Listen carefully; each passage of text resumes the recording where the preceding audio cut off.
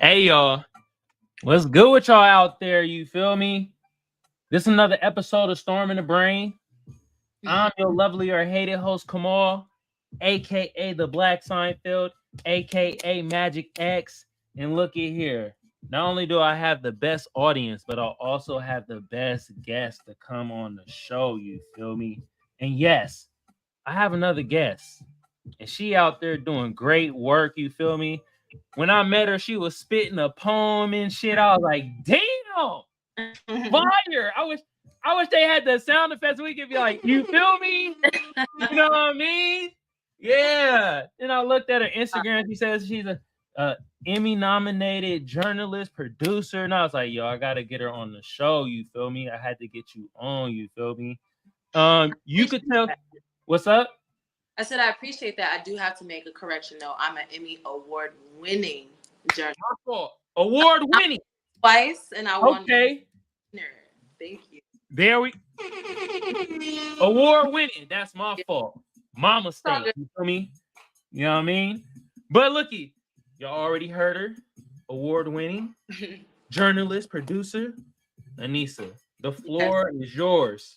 Thank you. Thank you. I appreciate the intro. I'm really passionate about storytelling and about aesthetically driven, emotionally captivating content that makes you laugh, that makes you cry, that makes you think, that makes you storm the brain, if you will. You know what I'm saying? Yeah. I'm very honored to be able to have had opportunities that have let me do that. And I'm always looking to expand and to continue to grow and collaborate, learn, all that.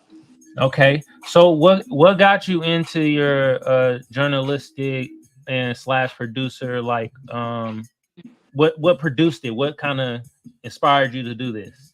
As a kid, I always knew that I wanted to do something with entertainment and art and everything, like especially music. I was very musically driven. I also like to sing and kind of combine that with my poetry. But I was shy too. I was shy to perform, and I also have always been a writer. So by the time I got to college, I had already been writing quite a bit. My fifth grade teacher was saying to my mom that my writing should be in magazines. And when I got to college, I was actually kind of do that and work on that a little bit. And I went to Palomar. I go to Cal State now, but before that, I went to Palomar. And I was majoring in nursing to be a registered nurse. But then I also found really fire ass digital broadcast arts program. So getting into that, that's when I really started to start producing TV shows, news, talk, sports, like variety of those fields. I add a little bit of this to the, a little bit of that. And started really getting hands on with how to use cameras and stuff. So that's when I really kind of ignited more. I've always been a writer as a child and like a very inspired child. So I actually got to start exploring that more. Okay. All right. Before I ask the next question, let my people know where they can find you, though. You feel me? Because you know. First, you can find me on Instagram at _goldblooded. That's _GOLDBLOODED. Okay. From my Instagram, my various other links, my YouTube, my Twitter are all on there. Okay. Okay. Hell yeah. All right. So what are could you name some of the shows that you were being a producer and a journalist on? There was a show, it's called Palomar Live. Okay. Talk show. There was North County News. I've done a lot of work for that show. It's a local show, and it broadcasts, I think, about 50,000 homes in San Diego. Oh shit! And that one was about covering local news stories. I personally would like the stories that involve Black people, people of color, women,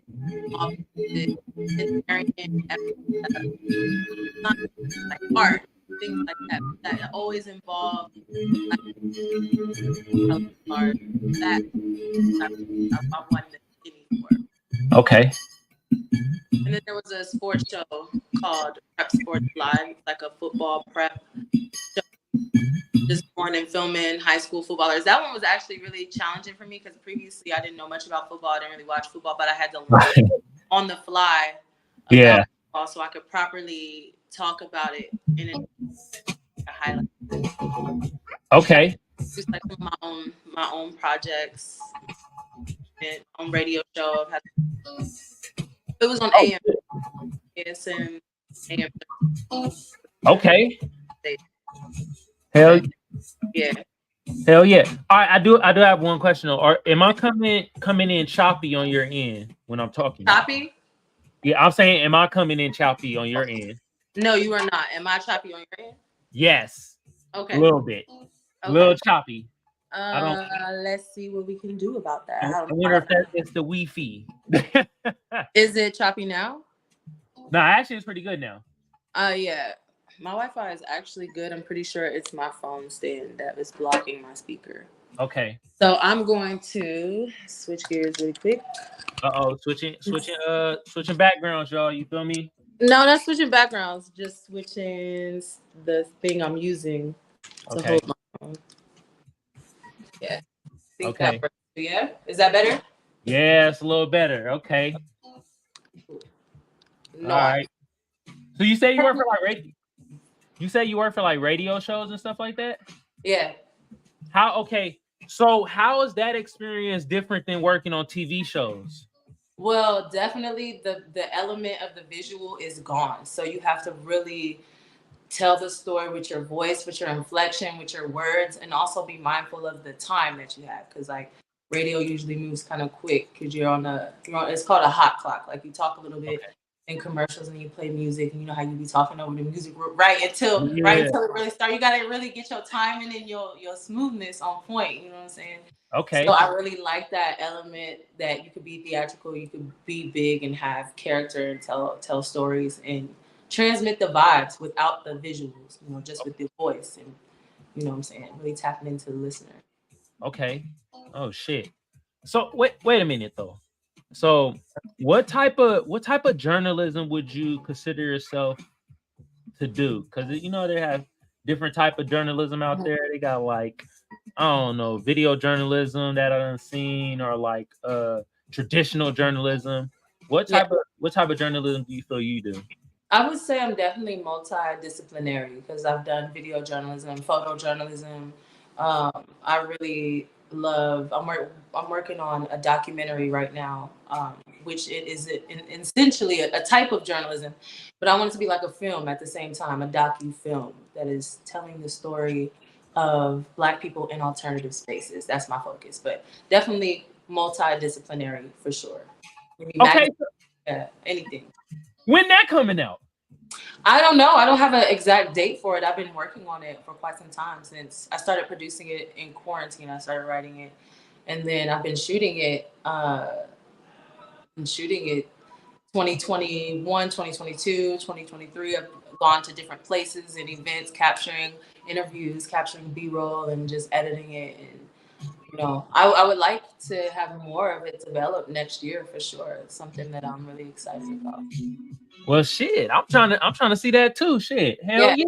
It's gonna be dope, but I'm not in a rush. I want to make it really good, and I know I'm definitely on the right path because like everything that I've needed and all the people that I've wanted to meet and have considered to be a part of this documentary are coming to me. They're flowing to me, so no, my pacing I think is good right now. Hell yeah, and that's tight as hell. Hold on. I gotta give you some air horns for that. Yeah.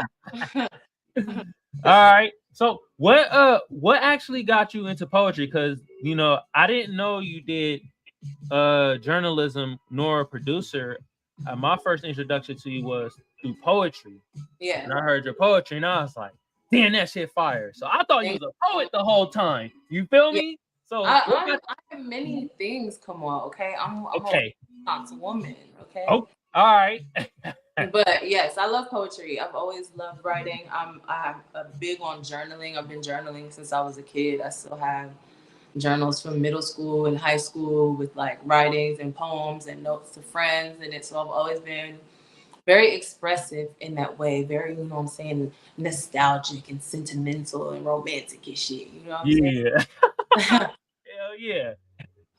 All right. So for for journalism, did you go to school for journalism, or did Yeah. you kind of do like the YouTube university type of thing? I went to school. I went to school for journalism. I went to Palomar, and then now I'm at Cal State now. So it's like media studies, communications at Cal State. And then I've also taken what I've learned and just kind of like done my own thing, exploring with my own, making my own content. I have content on my YouTube channel. I have a cannabis news, culture, and entertainment show since I work at a dispensary. So I love weed and I'm around weed all the time. And there's many conversations that could be had just with introducing cannabis. So that show is to explore that. And yeah, so I definitely have classical training, but also my own exploration and experiences as well to pull from. Okay. Yeah. And are you planning on doing like journalistic work in like the weed industry? Yeah, I mean that's what my show is about. So I'll definitely explore like the first episode of my show, I explore black owned brands that we carry at my dispensary and why that visibility is important, how difficult it is to have black cultivators who want to start growing cannabis business, how also the amount of black people that have been wrongfully incarcerated off of Yeah. non-violent cannabis related charges. And so that is one aspect of the first episode. So it definitely involves a lot of journalism, a little bit of research, and yeah. So like in a sense, you're kind of like an activist too, though. In a sense, you know what I Yeah, mean? definitely. I would definitely say so. Absolutely. Hell yeah. And so would you like kind of produce, I guess, programs to kind of help combat the wrongful doing of like, people getting locked up for some weed? Because now I go to a fucking shop and buy a goddamn zip of tree. And back Mm-hmm. then, what I mean, we had a lot of our black brothers and sisters get locked away for a fucking zip for like 20 plus years and shit. Exactly. Still in there as we speak till this day. So yeah, I would love to do stuff like that. Anything that highlights those types of stories, highlights injustices, and offers solutions and gets people together. I'm all about that shit. 100%. Hell yeah. Okay. That's what I'm talking about. Okay. Are you from San Diego, or are you from like somewhere else? No, I'm not originally from San Diego. I'm originally from the East Coast, but I've lived in San Diego for I think 13 years now. I've been out for a minute. Okay, so where are you originally from then? My family were originally from New York, and I grew up in Ohio, and I lived in Ohio till I was about 17. In 17, we moved to Bakersfield. Bakersfield. Y'all moved to Bakersfield? We moved to Bakersfield. So crazy. What the fuck? All Yeah, we right. slowly made a way across the country. And then we were out in Bakersfield, hot as fuck, for like a year. I finished high school out there and then started college down here. We moved to San Diego. Actually. So, um, with the journalism though, did you like it? Was it kind of like a different type of scene being out there in Ohio than moving out here to Cali, or is it kind of like I didn't what? really start I didn't really start journalism other than my own personal writing, like my own personal journaling, my own personal like just documenting how I don't know what generation you're from, but just how that explosion of technology just I was a part of just documenting my experience and my friends documenting experience. So in that way, like in an informal journalism, but I didn't start that till I was in college at Palomar, and I got a couple degrees from Palomar, and then now I'm at Cal State. Okay, hell yeah. All right, shit, that's what I'm talking about. You know what I mean? Yeah. Damn. So, would you didn't they just legalize weed in Ohio? Like No, not yet, not yet. But I would say they should. They need to 100%. And it's like more strict out there because Ohio is kind of a part of that Bible Belt area. Very conservative. There are pockets of more liberal thinking, like in the cities Columbus. That's where I was at before. I lived out here in Columbus, Ohio, and then there's Cleveland, Cincinnati, Dayton. Those ones are more progressive areas, but still they're pretty strict on weed.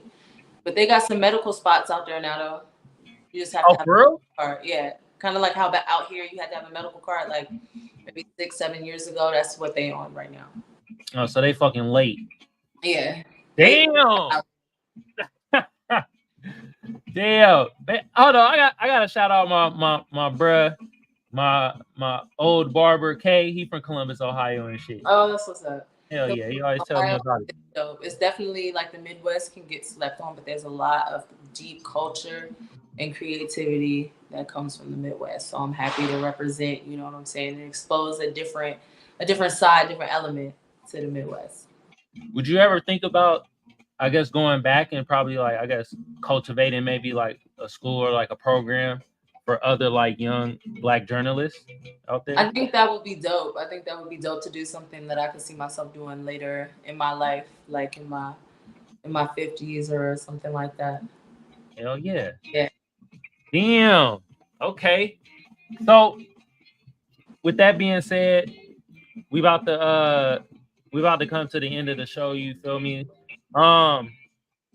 If you got any projects or any events that you want my audience to know, and also where they can find you, let them know right now. Most definitely. I appreciate your time. Again, my name is Anissa. Instagram _gold blooded. Okay, _GOLDBLOODED. I have quite a few things in the works. Some I'm gonna keep on the hush hush, but some Okay. that I want. Sometimes I like to move in silence. When it's ready, it's ready. If anything you want to know what I'm up to, you can always hit me up on IG. You will always be able to see what's up. But things I am proud to announce right now. I'm lending my talents to a film called All Fun and Games. It's a really dope horror stoner comedy, like fusion flick, and it's a really, really great script, really, really great writer, and I'm happy to be a part of that. Also, of course, my personal documentary, All Black. That's Mm-hmm. so fire. If you are into anime, you need to be on All Black. If you are into cosplaying, if you like punk music, if you like rock music, if you like to skate, if you like to surf, if you have any alternative elements to your identity that have been told don't fit with you because you're a Black person, that is something that you need to tap in with. Oh, show. Okay. And then I'll leave the rest of some ooey gooey surprises as we continue to get to know. Okay. Hell yeah. We're is there like a link to that people could go to, or they like, that you could give me so I can have the people go straight to those projects? Yeah, on my Instagram So, _blooded. Head to my Instagram, everything will be there for you. oh, I already got the link to your Instagram. Okay, Yeah. for sure then. Shit, I thought it was a separate type of link to the projects and shit. Okay. Hell yeah. So, let I did have one more question before we Ask away. I like to ask people to like give, because I'm garnishing a younger audience, and I want people that look like us, our younger Black brothers and sisters, to kind of know the ins and outs and the pros and cons of your expertise in probably journalism and producing. So So you're asking me like what I think the pros and the cons are of being in like involved in journalism, the journalism industry, communications, media. yeah, and producing. So Yeah. Okay. So within, I think that a lot of pros are there's a lot of opportunity for representation and inspiration. Before we hopped on here, you asked me to send you someone who I was inspired by, and I sent Issa Rae. Yep. Because I think Issa Rae is a great example. I relate so much to her origins and her beginnings, and I love her creativity, but also love how she portrays and writes about and shows the Black experience from her perspective. And it's authentic versus a lot of the times in media, we have to, even if we are represented, we still have to fit within the box that white males and the interest of white males feels comfortable by. You know what I'm saying? Yeah. That is one of the cons, that there's still that pushback with representation. But one of the pros is that I think we're still evolving in that and moving towards a direction where we can have more authentic representation, which in turn will impact the reality, the political reality that we live in. You know what I'm saying? Like the tangible reality that we live in. So I think that that's really dope. Pro of producing is you get to basically make your vision come to life. I think that's really cool to have an idea and then to start the building blocks and the process of making that shit real, manifestation. It's like giving, I think it's cool. And it's something that I think I'm really good at. And one of the cons of that is it's a lot of work. It's not easy. It's a lot of hats to wear. It's a lot of things to keep up on. Things can fall through and you got to be ready to have a backup, a plan B, plan C. You just got to have, it builds resilience. And I think it builds character. It builds communication skills. It shows you how to be a good leader. Like it shows you what leadership really is about. You know what I'm saying? Mm-hmm. You got probably like maybe an example that you could give the people out there, like maybe a pitfall that you hit that they can try to avoid. A pitfall.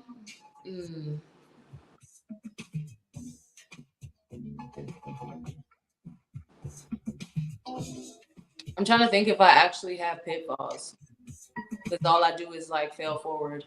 Like all I do is succeed. Really. I'm so sorry. I'll try to. Hey, that was fire. I would say. Hey, that one is cool. Shit. Yeah, like even my mistakes are fire. So I don't know. But what I would say is a pitfall I see a lot is people not having their own inner confidence and their own inner self-worth really at a level to where they're not looking for external validation, because the entertainment industry, news media, like even with social media, a lot of people are looking for external validation. But if you are an internal validator, you have a strong self-esteem, right? You can't be gassed up, because if you can get gassed up, you can get lit up. And then if you get lit up, then that means that you could be deflated. If you have a healthy ego, healthy self-esteem, I feel like not having that could be a potential pitfall. And then you can accept invitations that are maybe not the best for you, or accept jobs or offers, or be a part of sets that aren't necessarily healthy or toxic. And then, not recognizing yourself properly, I feel like can be a pitfall that can cause delays. Okay. Y'all heard it from Anissa, right? Look, know thyself. Build your inner self-love, your confidence up. Yeah, don't have no fragile ass ego. Yeah, be able to take criticism. Be the same way you can take praise, take criticism in the same way. Just yeah. Okay, y'all hear that out there? Mm-hmm. Y'all better. What's up? Oh no, I was like, on the ear, open up your blood clot ears in this. Wait a minute. That was that? Is that Haitian or Jamaican that you just spoke? That would be Jamaican patois, but I'm not Jamaican. I am Haitian, actually. My mother, I'm Haitian on my mom's side, and my mother is from Ghana. Okay. Yeah. Okay. Shit. That was close. Shit. You were close. Very close. Hell yeah. Hell yeah. All right. Well, we coming to the end of the show. Look at Anissa. I appreciate you for coming on to the show, blessing us with your expertise. You feel me? You know what I mean? Also, you know what I mean? Emmy winner. I said nominated. Winner out here. Winner. Dinner. Oh, the first time I got nominated for an Emmy, I actually didn't win. I was nominated for Best On-Air Host. Okay. And it was my first year of doing anything like on camera or anything. So my reel wasn't very expansive. My reel wasn't very broad. There wasn't a lot to choose from. But the second time I was nominated for producing, and then I won that one. There were two separate times. One of them I didn't win. One of them I did win. Well, shit. You're a winner in my eyes. You're giving fucking air horns. Hand claps too. Yeah. I appreciate you. Thank you. Hell yeah. But I appreciate you for coming on. You feel me? This is another episode of Storm in the Brain. I'm your lovely or hated host, Kamal, a.k.a. the Black Seinfeld, a.k.a. Magic X. And since I got the best audience and the best guest out there, and I want you to do this too, Anissa, you feel me? Give yourself a round of freaking applause. You feel me? Yeah. You feel me? And for my tubers, YouTube been around since 2005.